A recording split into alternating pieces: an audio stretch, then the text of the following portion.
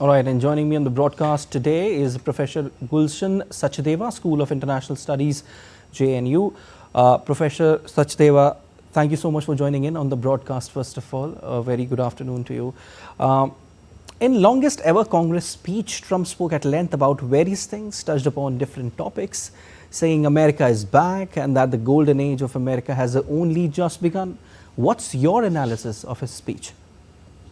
Well, there are basically, I would say it's the longest ever speech, as you have mentioned. I mean, he talked many things, but I think there were three major issues in which one has to, focus.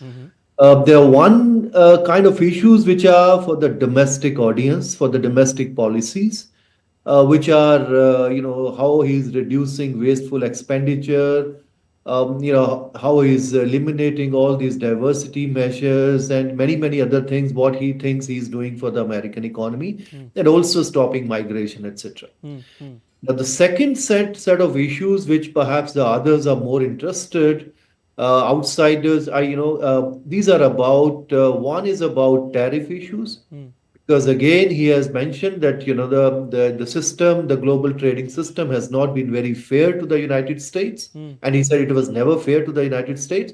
So he is going to fix it, and already President Trump has announced tariff against China, Mexico, Canada, and then he said from 2nd of April, all those countries, including India and the European Union, he mentioned that all of them, those it will be reciprocal tariffs. And the third set of issues are about, which again the outside world is more interested, is about Ukraine, what he's going to do. The last week we had very serious the tensions between President Zelensky and the meeting which took place in the Oval House. But now, before his speech, he read out that letter, actually some parts of that letter, which President Zelensky has sent to him, where he is actually praising President Trump. He's saying that Ukraine is willing to work under the strong leadership of the United States and also willing to sign the mineral deal. He's already behind the scene. I think a lot of things have been worked out with Ukraine, and maybe they are on track to again sign certain things, how to resolve this conflict, because he has made it a major issue for him. And during campaign, he said that he's going to resolve it the very first day. Obviously, I mean, these kind of things can't happen in a day, but I think this is what he wants to show to the world, that he is the only one who can resolve this conflict. As a result of this, there has been a serious tension between him and the European But Professor Sachdeva, what do you personally think? Well, I think there's the way I think the Zelensky has written a letter to him. It means there has been a lot of pressure on him, because there is also pressure on him to either you move out and let me work out this deal, because obviously Ukrainians understand that without US support, without US military and financial support, it's very difficult for them to survive. It's difficult to many. Even the Europeans have kind of rallied behind him. But the only with the European support, they have given him a moral support. I mean, they had two meetings in London.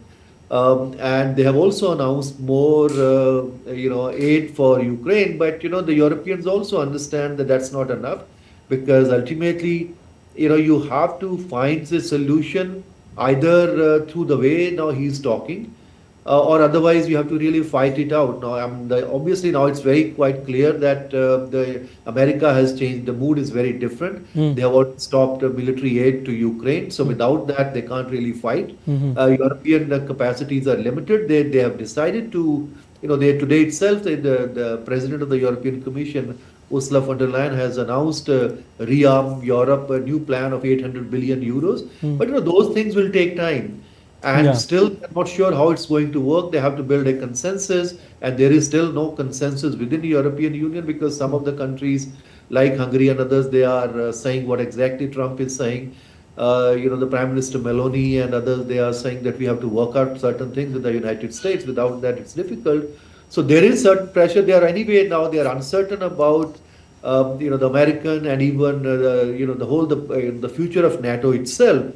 So they're talking many things in Europe.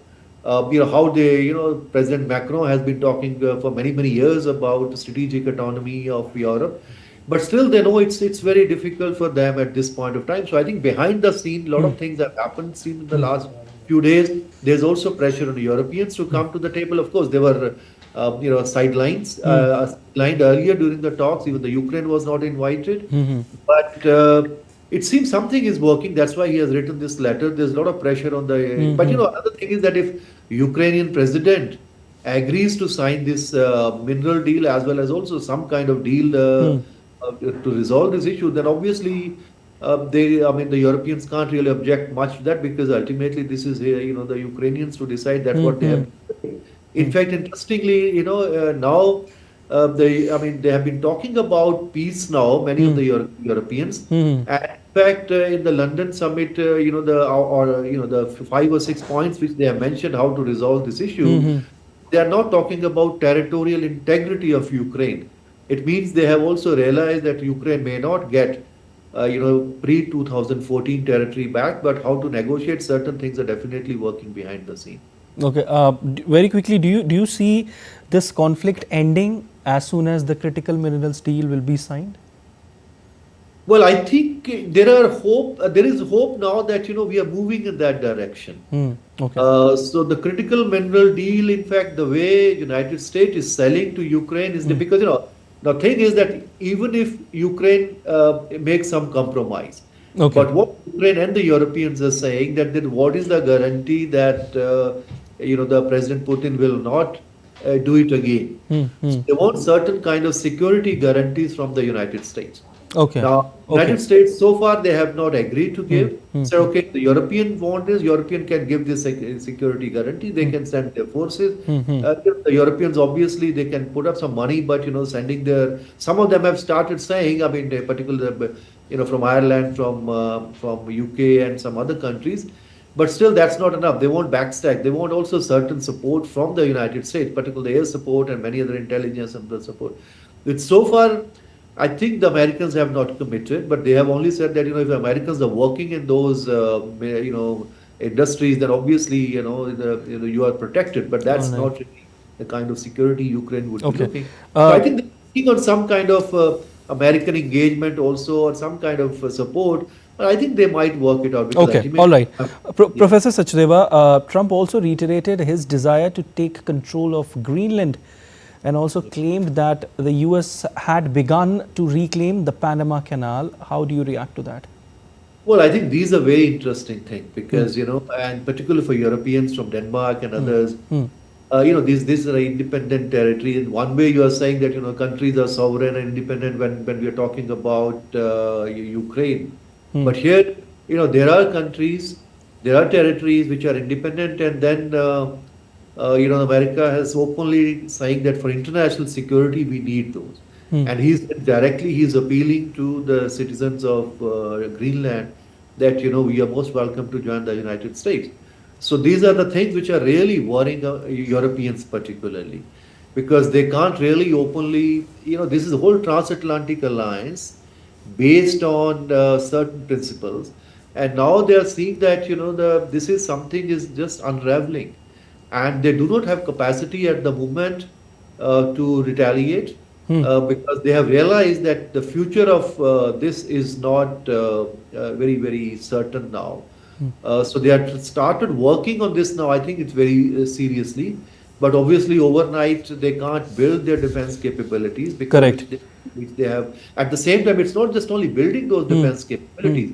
In principle, they have agreed to raise their defense spending. But once you raise defense spending, etc., then you hold your economic model, the kind of welfare model in Europe, what they have built so far, so that also may not be sustainable because you also need resources to maintain that model.